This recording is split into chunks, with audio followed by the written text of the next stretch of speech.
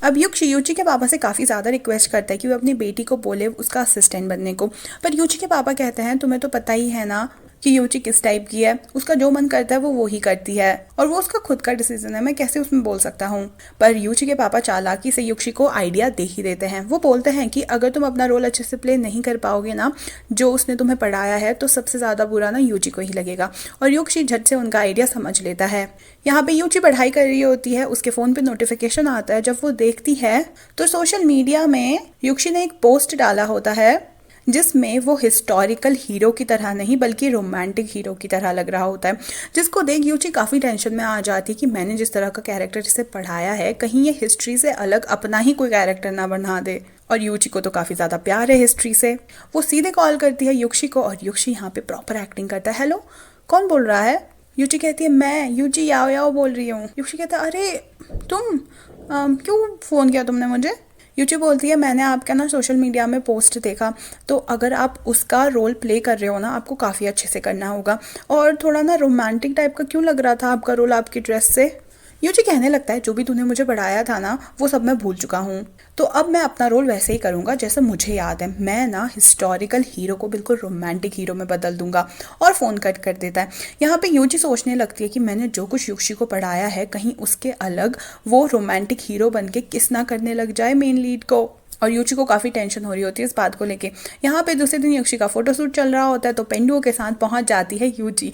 और युक्षी कहता है यस मेरा प्लान बिल्कुल काम कर गया। और यूची इसलिए आई होती है कि कहीं युक्षी उसका कैरेक्टर बिगाड़ ना दे अच्छा खासा। वो उसकी ड्रेस को देख के बोलने लग जाती है आप ना बिल्कुल उल्लू जैसे लग रहे हो, आपको एक स्ट्रॉन्ग मैन लगना है। और फिर जाकर उसकी ड्रेस चेंज करवाती है और वो सच में एक हिस्टोरिकल हीरो की तरह लगता है। अब पेंडू सोचती है मुझे भी थोड़ी हेल्प करनी चाहिए। वो बोलने लगती है कि तू देख रही है ना युक्षी इतना ज़्यादा बुरा कर रहे हैं कि तेरे बिना ना वो कुछ कर ही नहीं पाएंगे, तो प्लीज़ अंकल यू की ना असिस्टेंट बन जा।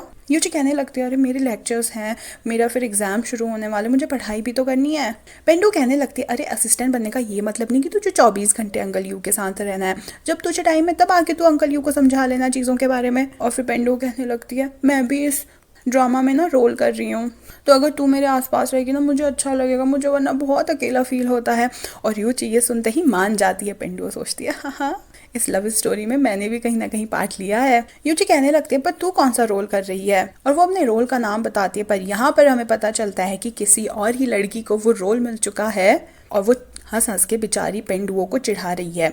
यहाँ पे एंट्री होती है यूची और युक्षी की, और युक्षी कहता है इतना सैड क्यों रखी है तू? पेंडु कहने लग जाती है आपकी भांजी को ना वो रोल नहीं मिला जो वो करना चाहती थी, आपको थोड़ा सा भी दुख नहीं हो रहा है? युक्षी कहने लगता है तू कौन सा मेरी असली भांजी है या मैं तेरा असली अंकल हूँ? पर पेंडुओ काफ़ी ज़्यादा दुखी होती है कि उसका रोल उसके हाथ से चला चुका है। युक्षी कहने लगता है अरे जो रोल उसको मिल रखा है ना वो बिल्कुल बेकार सा रोल है, उसमें कोई एक्टिंग है ही नहीं। अच्छा हुआ तुझे वो रोल नहीं मिला, तुझे डायरेक्टर ना कोई और अच्छा रोल दे रहा है जिसमें तुम अपनी एक्टिंग स्किल्स दिखा सकती है। युची भी कहने लगती है हाँ मैंने पूरी हिस्ट्री पढ़ी है और हिस्ट्री में जो रोल उस लड़की को मिला है ना वो केवल सुंदरता के लिए, मतलब लोग उसको देखकर ही कहेंगे कि हाँ बहुत सुंदर है, उसमें कोई एक्टिंग ही नहीं है। पर जो रोल तुम्हें मिला है ना उसमें काफ़ी एक्टिंग का स्कोप है। और पेंडुओ ये सुनते ही काफ़ी ज़्यादा खुश हो जाती है। वो चली जाती है, मैनेजर वहाँ आता है और बताता है कि हमारी कंपनी के डायरेक्टर का आज बर्थडे है तो तुमको आना ज़रूरी है। युक्षी यूची से बोलता है कि मुझे ना तुम दिन के 2 बजे उठा देना क्योंकि शाम के 7 बजे हमें जाना है, तो मुझे हेयर स्टाइल वगैरह सही करनी है। और यूची कहती है ठीक है।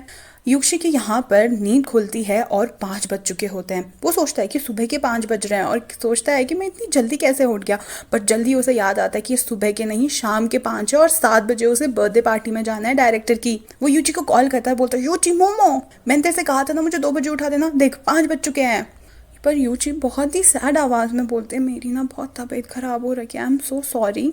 और फिर फ़ोन कट जाता है और दूसरे पल आवाज़ सुनाई देती है यूची को युक्षी की, क्योंकि वो उसके दरवाजे के पास खड़ा होता है। वो उसे पूछने लग जाता है कि अचानक तुझे हो क्या गया है।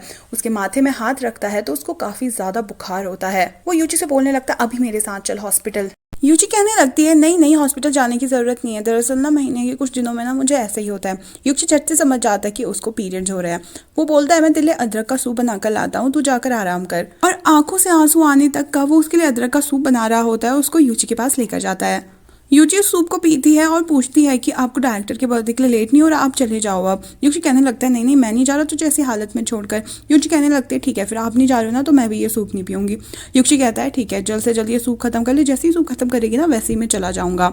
और यूची झट से वो सूप खत्म कर लेती है और अब यूची को जाना ही पड़ता है। वो बोलता है मैं जल्दी से उन्हें अपना मुंह दिखा कर आ जाता हूँ। अब वो फटाफट में वहाँ पहुँचता है, मैनेजर से पूछता है क्या करना है, कैसा करना है, क्या बोलना है, जल्दी जल्दी बताओ मुझे। और मैनेजर कहता है एक बार थम जा थोड़ा, तुम्हें हुआ क्या है।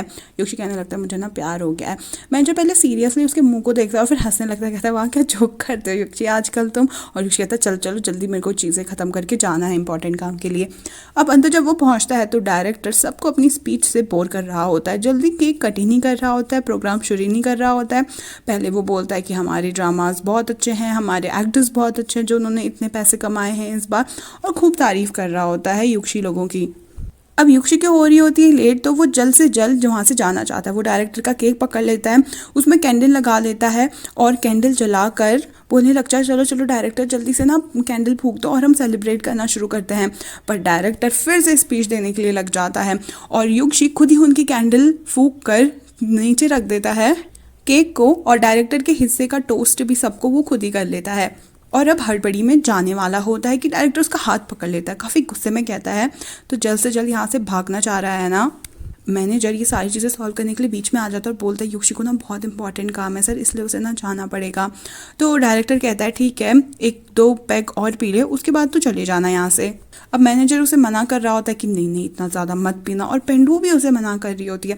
पर यूशी को तो जैसे तैसे यूची के पास पहुँचना होता है तो वो बहुत ज़्यादा ड्रिंक कर लेता है, इतना ज़्यादा कि उसका अपनी बॉडी पे कोई कंट्रोल ही नहीं रहता। बेचारी पेंडू उसको लेकर जा रही होती है, उसके सामने से एक वेट्रेस जा रही होती है जिसको यूशी बिल्कुल नहीं जानता, और वो कहता है ए तू तू तेरी बारी है पीने की, ले ले पी।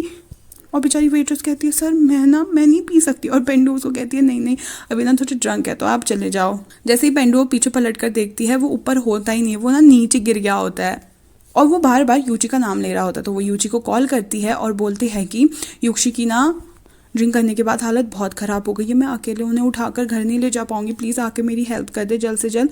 अब यहाँ पर यूची की तबीयत सच में बहुत ख़राब हो रही होती है, उसकी पेट दर्द हो रही होती है, पर जैसे तैसे उसको जाना ही पड़ता है। यूजी वहाँ पे पहुँचती है और पूछती है कि कहाँ पर है मिस्टर यू। और मिस्टर यू जो कि सुपरस्टार है वो कूड़े के ढेर के पीछे छुपे होते हैं, क्योंकि उन्होंने पेंडुओं को परेशान कर दिया होता है कि लुका छुपी खेलते हैं ना। जैसे ही वो यूची को देखता है वो उसका हाथ पकड़ लेता है, बोलता है यहीं पे छुप जाओ पेंडुओं ना हमें ढूंढने वाली है। फिर वो अचानक से उठ के कह देता है मुझे यूजी के पास जाना है, यूजी के पास जाना है मुझे। पेंडू कहने लगते अच्छा तुम यूची के पास जाकर करोगे क्या। तो यूची कहने लगता है मैं उसे प्रपोज करूंगा, मैं उसे कहूंगा कि मेरी गर्लफ्रेंड बन जा। पेंडू कहती है अच्छा अगर उसने कहा कि मैं तुम्हारी गर्लफ्रेंड नहीं बनना चाहती हूँ तो। यूची कहने लगता तो मैं घर नहीं जाऊँगा और मैं यहीं पे बैठ जाऊँगा, मैं घर नहीं जाऊँगा। अब यूची को समझ नहीं आ रहा होता कि वो क्या बोले।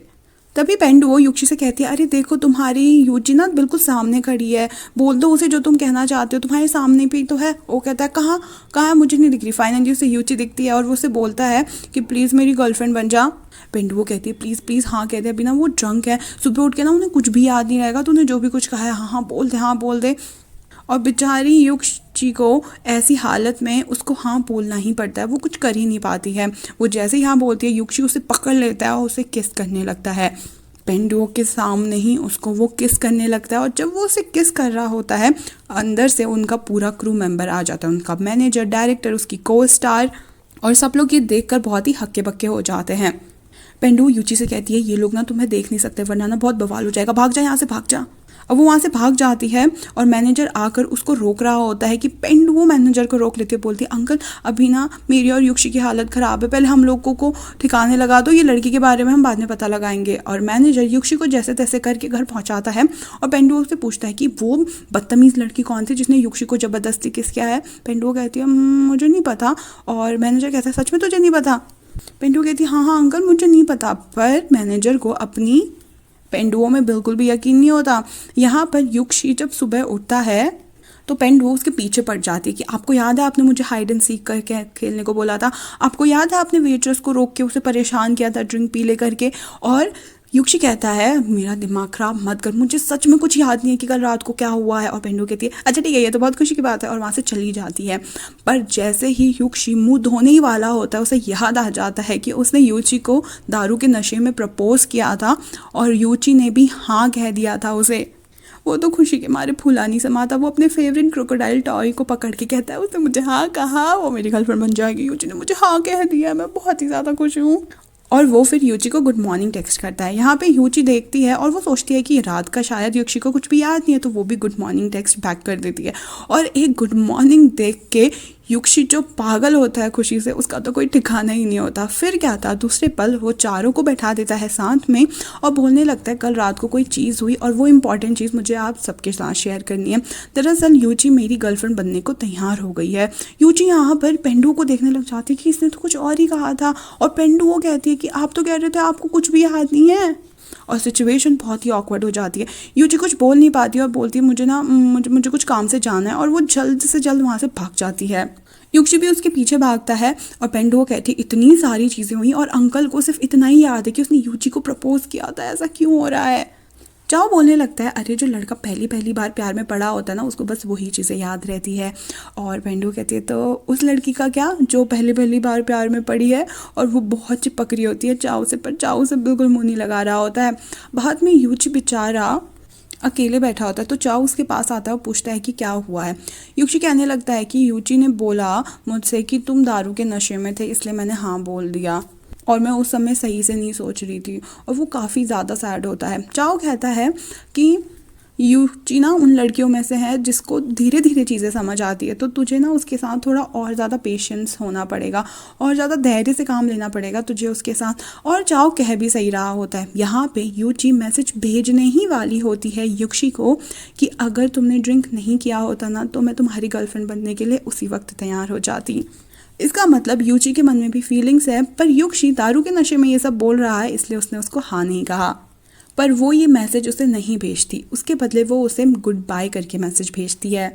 और फिर वो सोचने लग जाती है कि किस तरह से जब वो मीडिया से डर गई थी और बाद में आकर युक्षी ने उसका सपोर्ट किया था, किस तरह से हर बार युक्षी ने आकर यूची की काफ़ी ज़्यादा हेल्प की है। पर अभी भी यूची अपनी फीलिंग्स को लेकर थोड़ी कन्फ्यूज्ड है। अब आगे इस लव स्टोरी का क्या होना है ये देखना काफ़ी ज़्यादा इंटरेस्टिंग है। क्या युची मान जाएगी या युक्षी को और मेहनत करनी पड़ेगी युची को मनाने के लिए। अगर आप भी इसका नेक्स्ट पार्ट देखने को एक्साइटेड हैं तो please subscribe to my channel. Thank you so much for watching, bye bye.